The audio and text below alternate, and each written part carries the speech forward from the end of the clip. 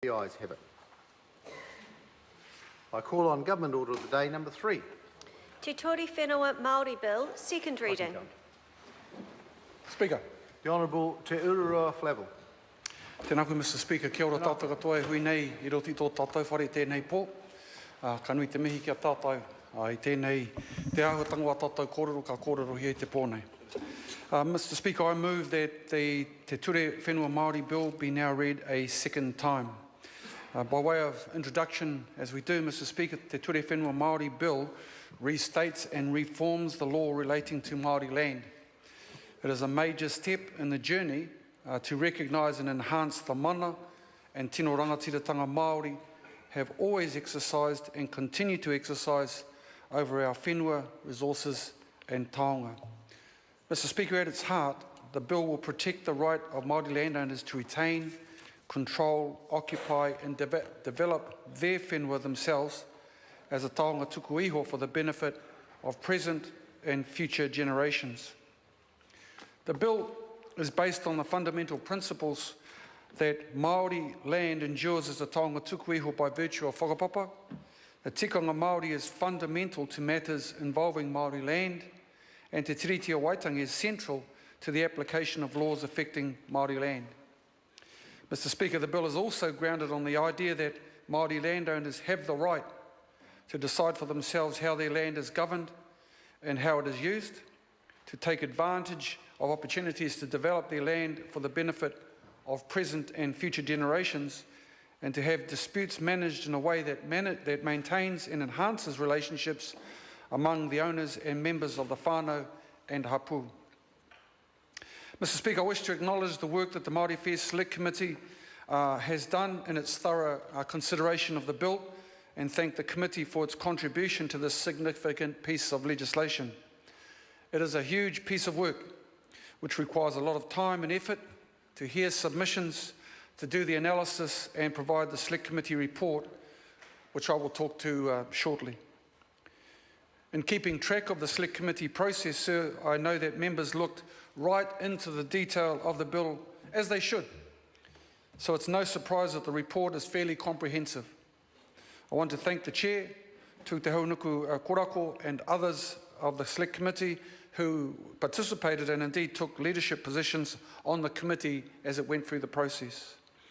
I'd also like to thank everyone who provided feedback on the bill. That was important in terms of getting an understanding of the key issues that people felt needed to be addressed. And in the end, the Select Committee, I believe, received over 152 written submissions from individuals, trusts and corporations and other professional groups and organisations as well. So I thank all of the submitters. The submissions covered a wide range of topics associated with the bill, and I understand they gave the Select Committee plenty of food for thought. Mr. Speaker, as I indicated in their first reading, this bill is one of the most important measures for Māori that this Parliament will consider in our time, and it is fitting that it has received such careful scrutiny and consideration. The Select Committee has recommended several changes to the bill that, taken as a whole, are intended to improve the bill's clarity and effectiveness. In reflecting on the report, it is my belief that the framework and policy reflected in the bill remains sound. This bill will bring about a significant change in the way the laws of our country reflect and provide for matters of fundamental importance to Māori and the way our laws relate to concepts embodied within tikanga Māori. It is my view, sir, that most of the amendments made by the Select Committee are of a minor nature or technical in nature. They include some additional cross-referencing to make it easier for people to navigate through the bill. And I believe that these are sensible contributions and, most importantly, contribute to the bigger picture of the bill. There are a few amendments that are more material and should be mentioned. Mr. Speaker, at its heart, this bill addresses matters of Māori land tenure which differ markedly from other forms of land tenure, and it has its own unique features.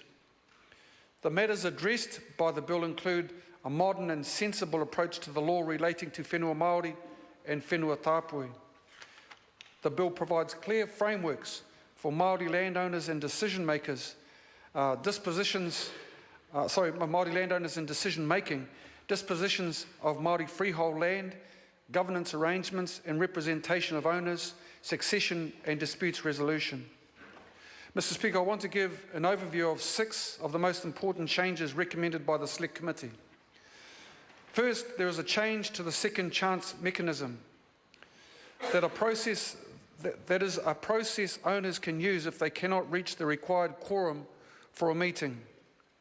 The change is to address concerns that the second chance mechanism could expose Māori land to decisions made by a small minority of owners.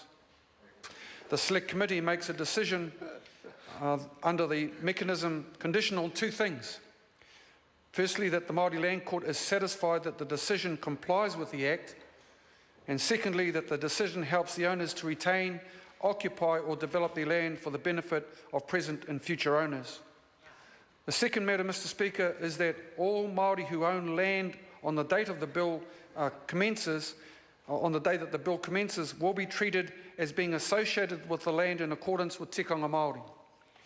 In order to succeed to land or be entitled to own land, tamariki will now only have to show a whakapapa link to those owners and not previous generations of the owners.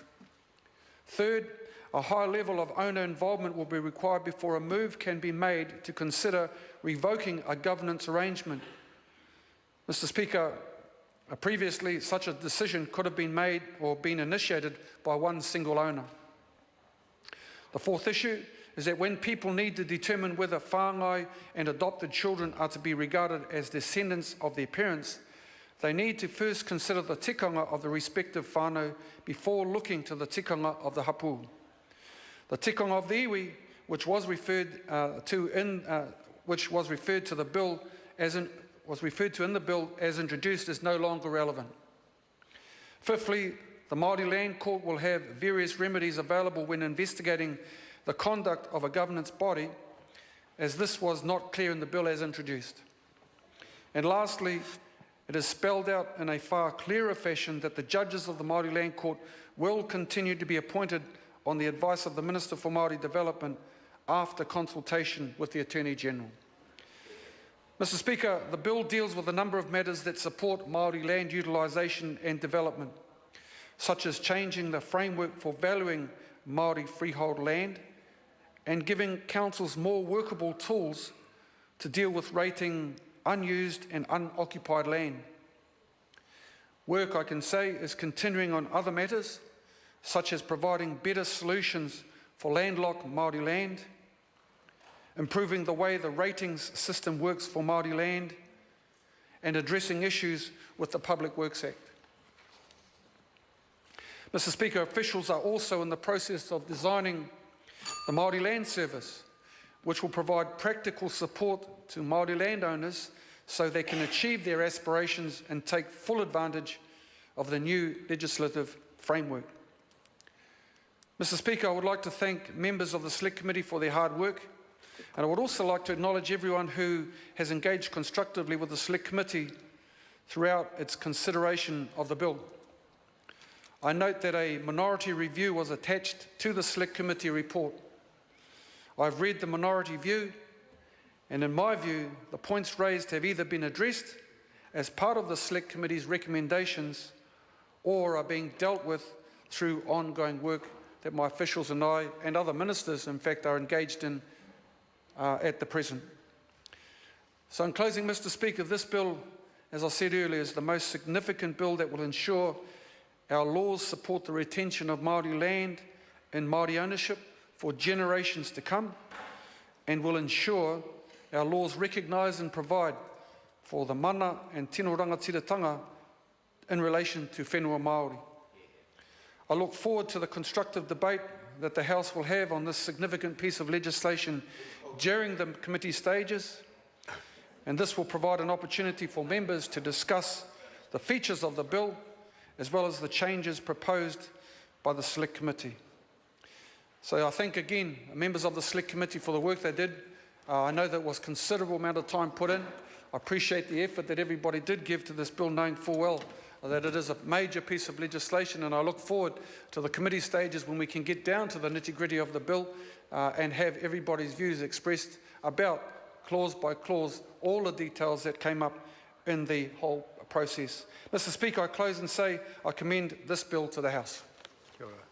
Members, the question is that the motion be